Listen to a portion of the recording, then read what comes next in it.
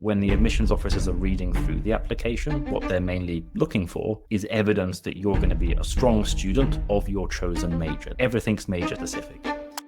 The biggest hindrance for international students is... Hi, everyone. Welcome back to another exciting episode. So, with everything going on lately, from shifting immigration policies to rising uncertainty around the US immigration and education policies, many students and families are now exploring new options beyond the US. And one of the top places they're turning to is the UK. But its admissions process and student experience can be quite different from what families might expect. So, to help us break it all down, I'm joined by Harry, who works closely with students navigating this exact journey. Hi, Harry. How are you doing today? Yeah, I'm good, thanks. Lovely to get the chance to talk with you. Yeah, I'm excited to have you on. But before we dive into all things UK admissions, could you start by telling our listeners a little bit about yourself and the work that you do? Yeah, absolutely. So at InGenius, I oversee all of our UK application services. So there's many parts of that. There's building the curriculum, there's keeping up to date with what's happening with universities in the UK. My route to working in admissions went through working in teaching and teacher training out in Asia. And over time, that became more and more of a focus on admissions for the UK, also for the US, which ultimately led me here to InGenius and to basically founding our UK admissions division just over 6 years ago. So being able to work with lots of different students and see what they're interested in, it's almost a little way for me to vicariously experience that journey. I can live that through helping them achieve it. Yeah, it's like your little exploration journey with different students, different families. So, UK is starting to be a really popular destination for students now. So, for families just starting to explore the UK as a study destination, what would you say are the biggest mindset shifts they need to make compared to the US? And are there any challenges students face outside the UK when moving to the UK for university? There's definitely some differences and some things to get used to, I think. They're all relatively subtle. It's not a whole different world compared to studying at a university in the US or university in Canada or anything like that, but definitely a little bit different. I think one of the key things is the way university studies work here. You could almost think of it as a little bit more like a professional degree, but for academics. The focus is on becoming really specialized in one or two areas. It's not so much about exploration in the same way as a bachelor's degree in the US might be.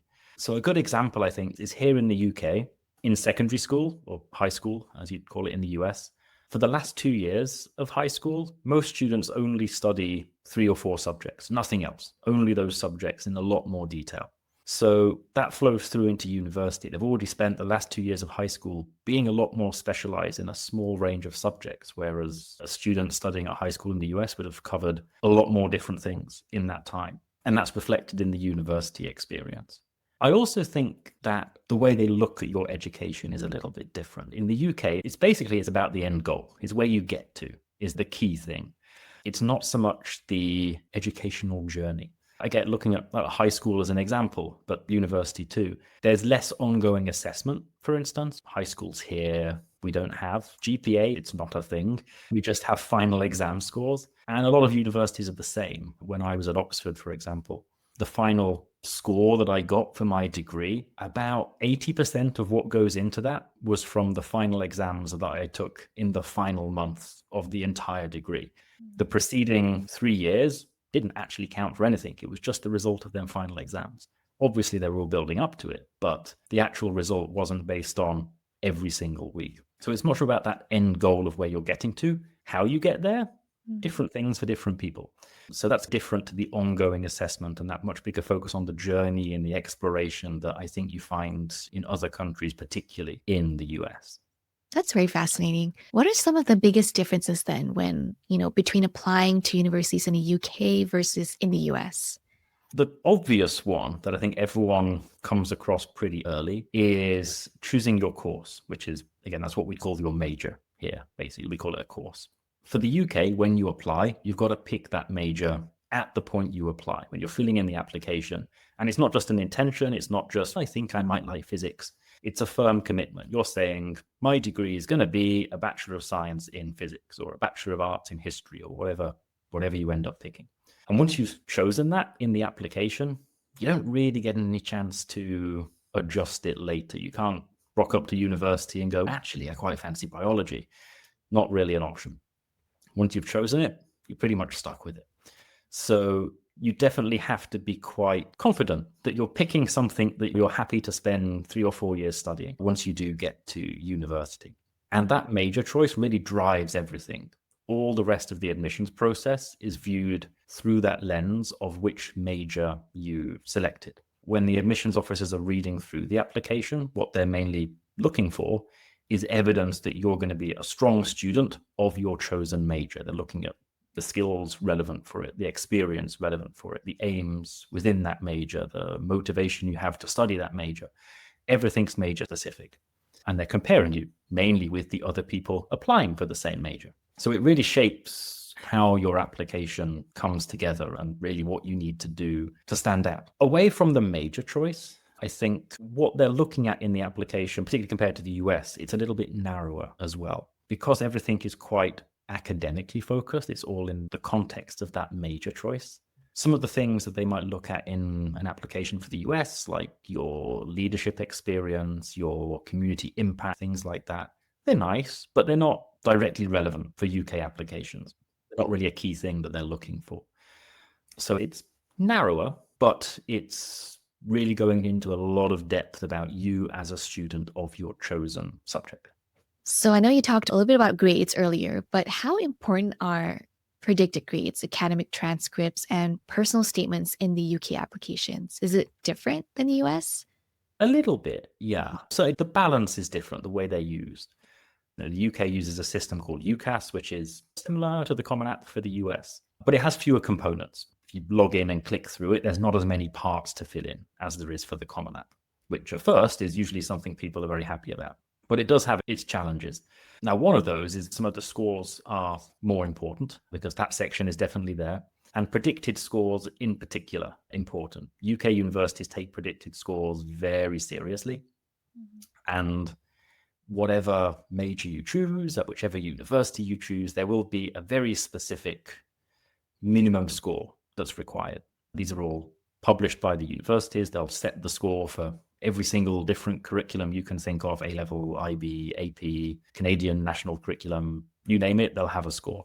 When you write your application, part of the application is obviously putting in what scores you've got already. If you've already taken some AP exams, great, you can put those in. But most people haven't got all their scores at the point they apply. Most people are waiting for something they're going to take in grade 12. So the predicted scores that usually the student's school will provide, the universities will pretty much give them the same weight as the scores you've already achieved.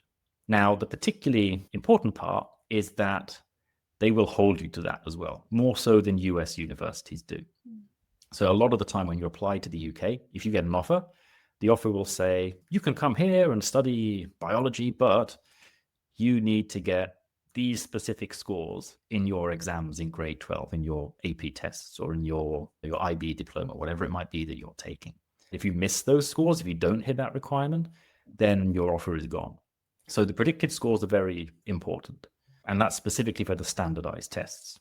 So for US students, that's going to be AP. For other students, it could be A-level, could be IB. SAT and ACT, not so much actually. They're more genuinely optional. Your transcripts, your GPA and things like that, they're less important for the UK. Some universities will look at them, but they don't necessarily have a fixed requirement and they don't give it the same weighting. They basically don't care about it so much because it's not quite as standardized. It's harder to compare between different students at different schools. So that has nowhere near the same weighting. It's really the standardized tests that they are looking at when it comes to all of the academic scores and those details. The personal statement, that's also important because although there's fewer things to fill in, that's the one place for self-expression in the application. So although you've got maybe a bit less writing to do than for a US application, it does mean that every single part of that becomes more valuable because you've got to do something to stand out. And it's really the only place to do it in the written materials. I just want to dive deeper into the personal statement because it is different, like you mentioned, between the US and UK applications. So with the UCAS, students only get one essay for all their school choices, right? And it's Yeah. much more academically focused than what students might be used to in the Common App. So, how should students approach that UCAS personal statement, especially if they're applying to different types of programs? Is there still room to talk about things like extracurriculars or their personal stories? It's definitely the kind of the most high pressure part of the written application. And there's a lot to fit in. That's definitely true. The personal statement is challenging because, as you said, you only get one, and it's exactly the same personal statement that goes to every university. So you can't start writing in your personal statement, "Oh, I'm applying to Oxford," because the same one's going to go to LSE or going to go to Imperial, and then they're going to wonder, well, why is he talking about Oxford? So that doesn't really work. You can't write about those why school kind of questions. So it's very much got to be about yourself, not about where you're going. And you could think of it a little bit like a cover letter when you're applying for a job, but it's more direct than the US personal statement. The UK one is very much, this is what I want to do. This is why you should accept me. Here's the evidence for that. It's a much more direct writing style. But you're right. The difficulty is you've got this effectively one essay and you've got to try and put everything into it because there's nowhere else to put things. Extracurricular activities, for example, they would definitely go in the personal statement because there's no activity list in the UK application. So if you want them to know about it, got to put it in there. But at the same time, you don't want to run the risk of it just becoming a list of things. You don't want it to just be like a resume. That's boring. So it can be difficult to fit it all in, try and balance it, make it still interesting to read. And something that's actually changed this year for people applying this year is that one essay, as it used to be, has actually been split up. So it's now 3 smaller essays. It covers all basically the same information, but whereas before it was the prompt was basically, please write a personal statement, and you could write about anything you wanted. There are now specific prompts for those 3 quite short essays. So for instance, one covers why do you want to study this major? One covers what have you done in school to prepare for this? And one covers what have you done outside school to prepare for this? And that's basically all the same information you would have put in it in previous years. It's just given it a little bit more structure and a little bit more focus.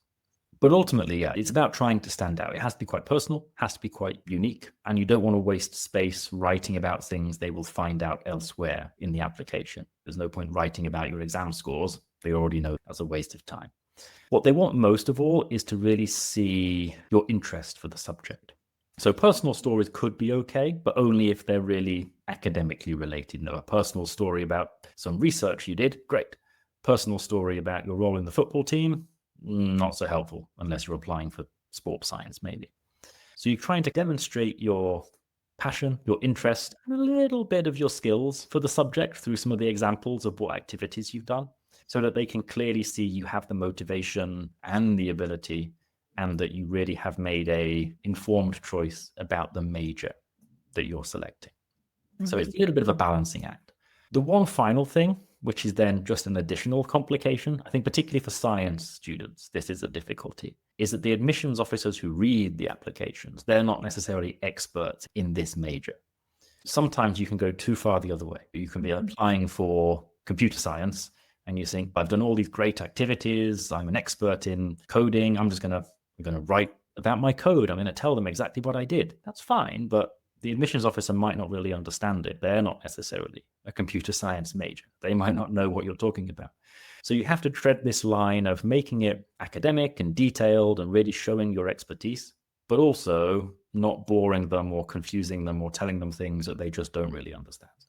You've got to show how it's relevant, even just for the everyday person. So it's all a little bit of a balancing act, trying to get the UK personal statement together. But there's a lot that can go into it. It's not just about your school scores, definitely extracurricular activities, opinions, ideas, research, all of those kind of things are definitely helpful. I'm sure there's going to be a lot more drafts to go through, especially before you submit that. Yeah, there's a lot of editing. Like in my experience, I would say most students, when they write the personal statement, they always start, as I think most students do, by saying, I've got nothing to write about. And then they write the first draft, and usually it's double the word limit. And then you spend a very long time helping them narrow it down into something that's actually the right length and actually fits together as an essay rather than just a massive list of all the things they've done.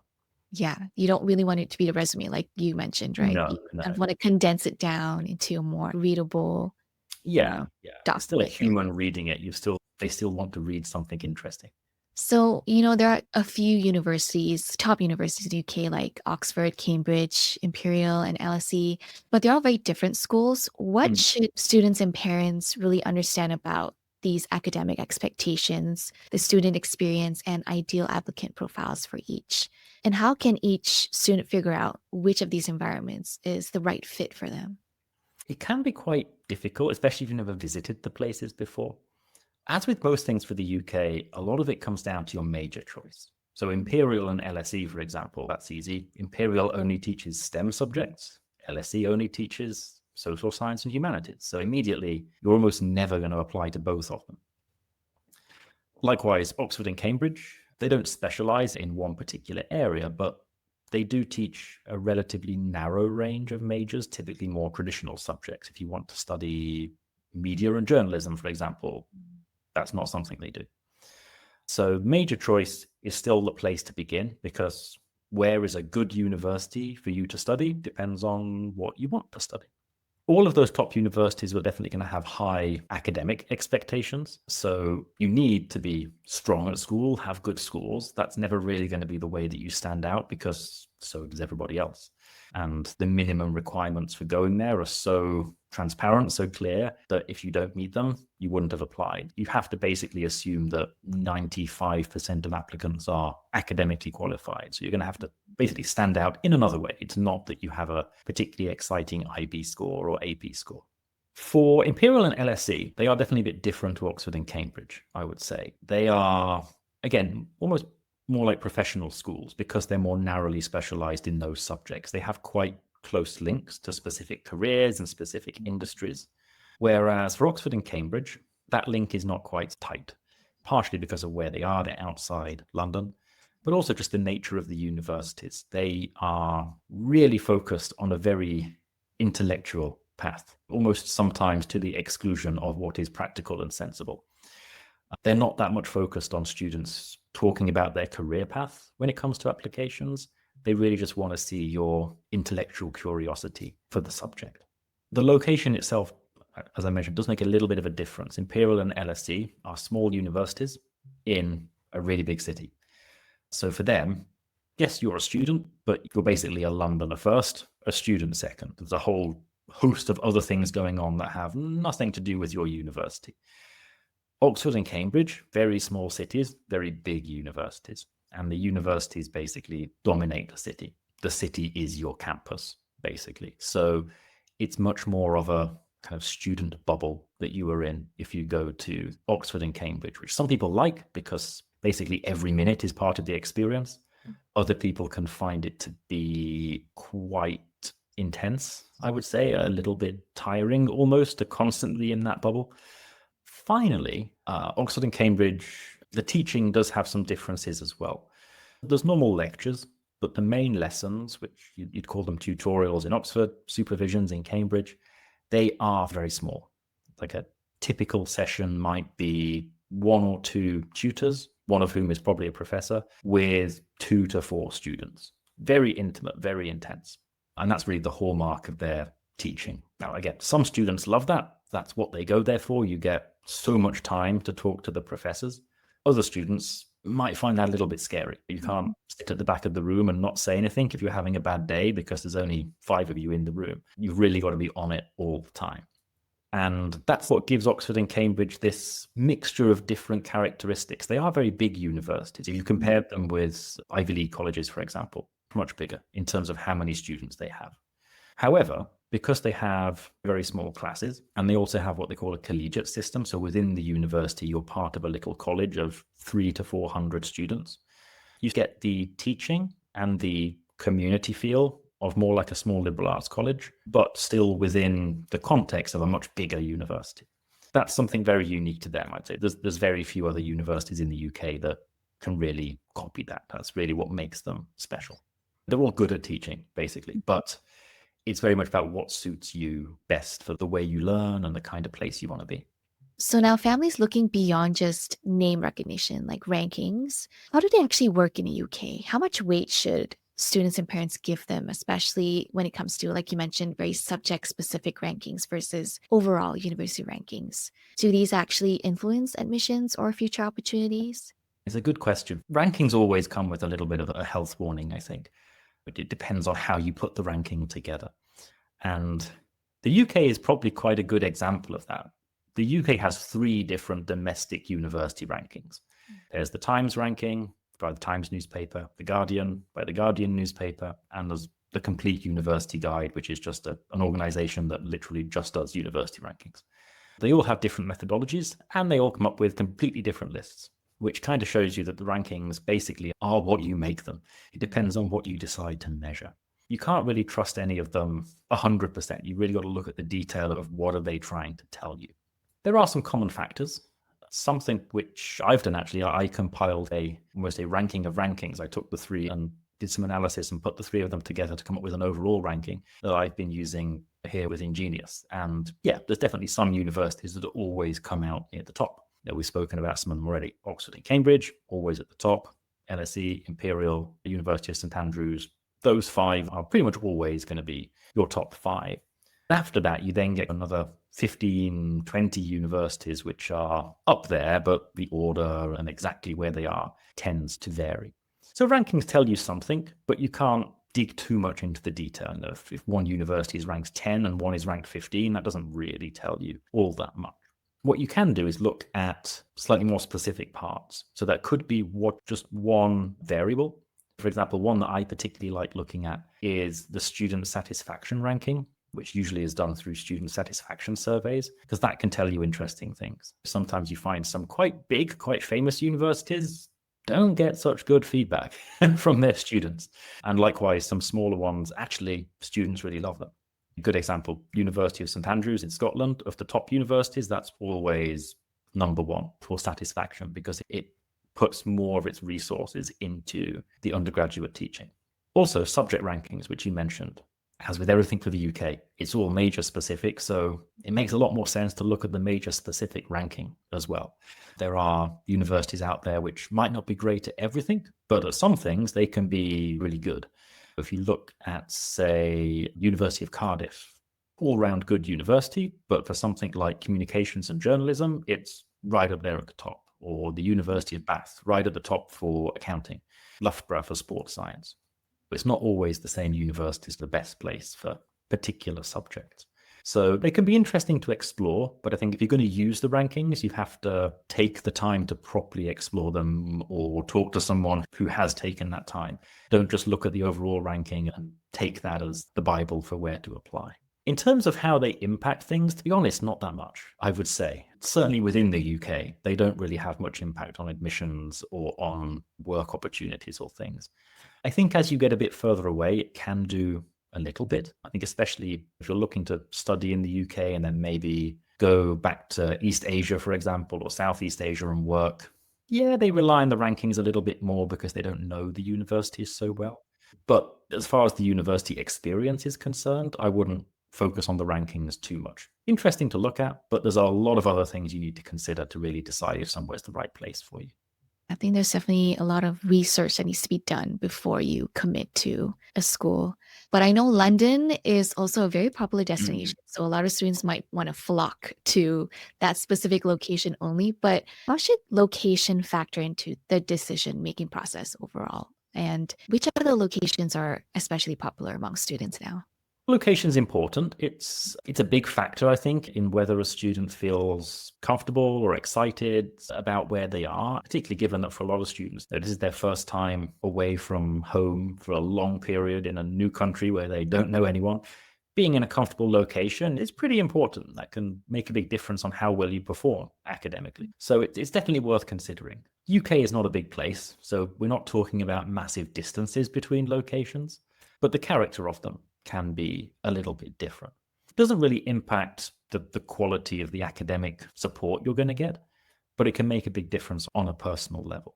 I think particularly because UK universities, with a lot of them being relatively old, they don't necessarily have a campus in the same sense as an American, or certainly not in the same sense as an Asian university. Now, you can't necessarily say, here's a fence, here's a gate, Inside is the university, outside is not. The university is often just scattered around the city. It might be a particular area. It's mixed in with offices and shops and restaurants and cafes and other things that are not university. So you don't necessarily get that defined student area in quite the same way, which means being comfortable within the city and the life there is quite important, being integrated into that. So if we look at a few different examples or different locations, you typically tend to find that the big cities are more international. London, definitely, Birmingham, Manchester, places like that. And they would be international anyway, because lots of people move there to live or to work. Other places you find are also quite diverse, but because the university is there. So Oxford and Cambridge have lots of international students. Edinburgh, Durham, which is a very small city, but very international because of the university. So often a good place to start with students is to think, do they like a big place or a small place? Do they want somewhere more diverse, or do they want somewhere that is more local, depending on what they're comfortable with? This is one of them things which I think can also have a little bit of a career implication. Not a huge one. There are some benefits to being in certain places for certain types of industries. For example, London and Edinburgh are the two main financial centers. So if you really want to work in finance, being at a university in those cities, you're going to get more chance to meet other people who work in those industries. You can do some networking. Might be a little bit easier to do little internships, things like that. Or if you want to work in media, London has everything basically. London, Manchester, Leeds, or engineering might be Glasgow, Newcastle, Belfast, Liverpool. So different places, depending on what they specialize in, you might have more local work opportunities. As I said, it's a small country, easy to get around. So you're never going to end up in a place where there's nothing going on or there's no opportunities, but small differences that you can have a look at. The final one is then the cost. And in some ways, that's probably the biggest difference, actually. The smaller cities generally are cheaper to live in than the bigger cities. Apart from Oxford and Cambridge, they're not. And the south of the UK is generally more expensive to live in than the north of the UK, with Edinburgh being the exception. Edinburgh's quite expensive.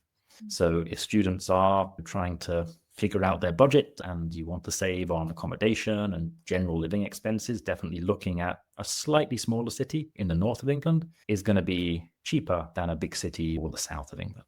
So various bits to look at. It's all small details. And I think a lot of these things, you can only really get a proper grasp of them if you talk to someone who has spent a lot of time in the UK, who's studied here or lived here or grown up here.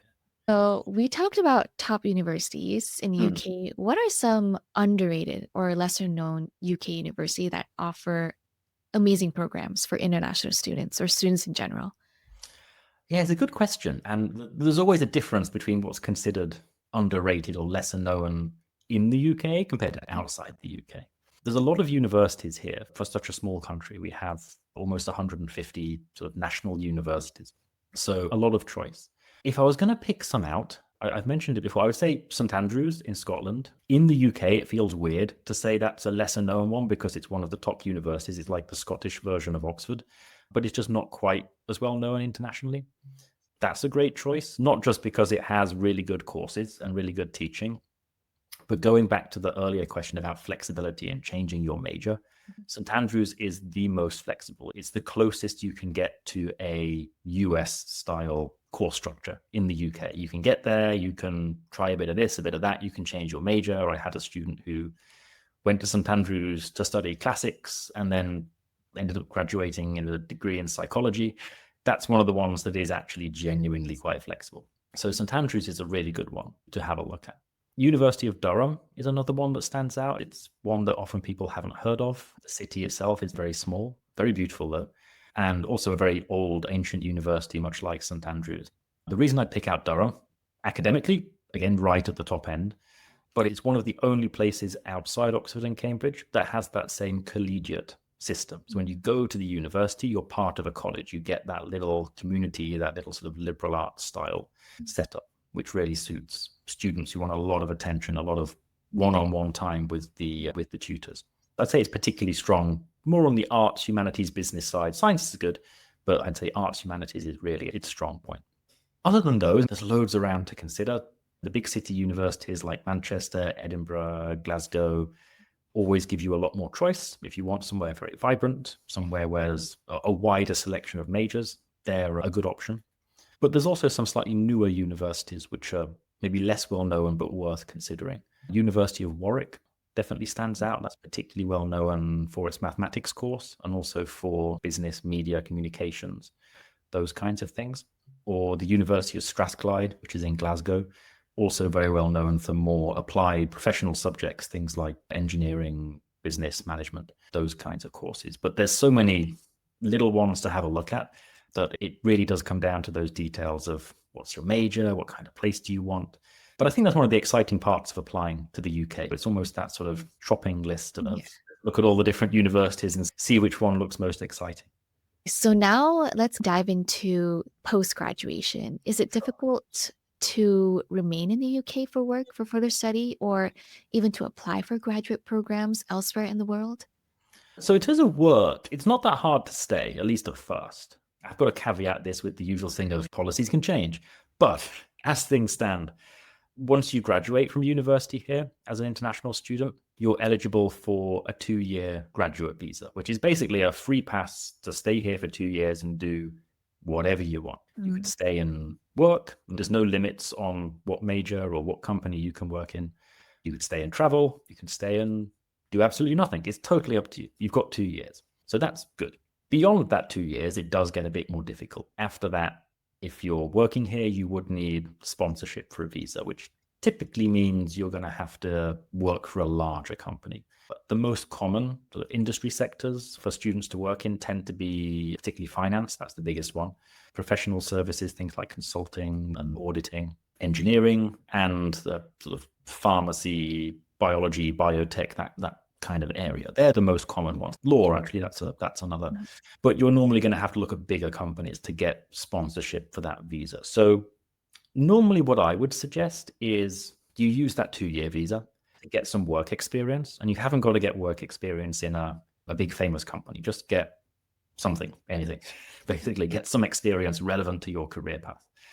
And then use that to move on to a bigger company ready for the visa sponsorship after 2 years. Because usually the biggest hindrance for international students is that they don't have much work experience. Companies here have so many people to choose from for graduates. They're going to pick those who have a bit more experience because it's just a safer bet. Rather than going into a big company as a fresh grad where it's uber competitive, getting some experience and trying to go in as a slightly experienced hire, that's a little bit easier, I would say. That's usually the best route in terms of careers. Further study is much easier. Lots of students stay here for master's degree, for PhD, or go to other countries. There's plenty go to the US, to Canada, to Hong Kong, all over the world. UK degrees are recognized everywhere. You can use them just as much as you can use a US degree. So that's a very easy route if you want to stay in academia. That's very interesting. So, for our final question, when families are first exploring UK university, what are some of the biggest misconceptions that tend to shape their thinking and their decision making process? And if you could offer one clear step to help them get started on the right track, what would that be? So in terms of misconceptions, sometimes the focus on academic scores and tests, because I think a lot of people are aware the UK is a little bit more academically focused, but you can take that too far. Yes, you need good scores, but you need that for universities in the US as well. Activities, what you're doing outside lessons, outside school, all of that still is very important. Maybe you have to approach it a little bit differently. You have to have a closer link to your academic interests, but it's still very important because that's still really what's going to make you stand out from other people. So don't limit yourself to just studying. That's not going to serve you well if that's the only thing that you do. I think secondly, some people aren't necessarily aware that you don't have to study UK curriculum to come to the UK. You haven't got to be an A-level student. UK universities will accept a whole range of different curricula, AP, Canadian, Hong Kong, almost anything, really. And in the very rare case that you're studying something that they don't accept, they have other pathways you can use. Foundation programs are much more common here. It's like an extra year, just like a bridge between school and university, taught at the university. That's also still quite common here. So you don't have to think, oh, I'm not studying A-levels, I can't go to the UK. Absolutely, you can. Finally, particularly relevant at the moment, some people worry that they have to make a choice early on between US and UK or Canada and UK or wherever it might be. That, again, not really. It's perfectly possible. And to be honest, as long as you plan it well, it's not really any more time consuming to prepare to apply to the US and to the UK in parallel. It will take a little bit more time once you get to 12th grade and you've got to actually write the applications. There's a little bit more to do, but not an insurmountable amount of work. It's a little bit more. Before 12th grade, it's not really anything more, as long as you know what you're doing. I would say don't rule out one or the other. Keep them both open. Give yourself more options. That's never going to be a bad thing, really. See what happens. You can decide later. Yeah, a few things which I think sometimes people worry about that they don't need to. In terms of one thing they could do right now, it obviously depends a bit on what age you are and what you're interested in. I think probably what I would say is make sure you're exploring different interests. One of the problems sometimes for applying to the UK is that at high school, everyone studies a relatively narrow range of subjects, right? Everyone takes biology, chemistry, physics. Everyone takes English. But once you get to university, you discover, oh, actually, there's a whole host of other things, right? There's all the engineering disciplines, there's biochemistry, there's biomedical sciences, there's all sorts of things which you don't actually study at school. In the UK system, where you're choosing your major before you've got to university, that can be a little bit problematic because you're never going to have a chance to explore them or to try them before you've got to make that choice if you just focus on your school subjects. The one thing you could do is really take some time to try a little bit of different subjects. If you look at something and think, that could be interesting. All right, let's read a book about it. Let's try a little online course. Let's look at some articles, or let's talk to someone who has studied that subject. Let's just find out a bit about it. Because you don't want to get to the point of applying and look at something like architecture and think, that could be fun, but I don't really know because I've never done it before. You want to have a little bit of experience so that you can say, yes, I want to do that. Or no, actually, I know now that's really boring. I don't want to do that. But you need to try it to find that out. So just trying a little bit of different things earlier on so you can get there and really feel like you've got a choice of the whole range of different majors rather than being limited to the relatively small number or having to take a punt on a random major that you've never really tried before, because that can be a little bit nerve-wracking. So definitely more exploration for the UK. I think that's a good way to wrap up the episode. Thank you, Harry, for joining us today. Thank you.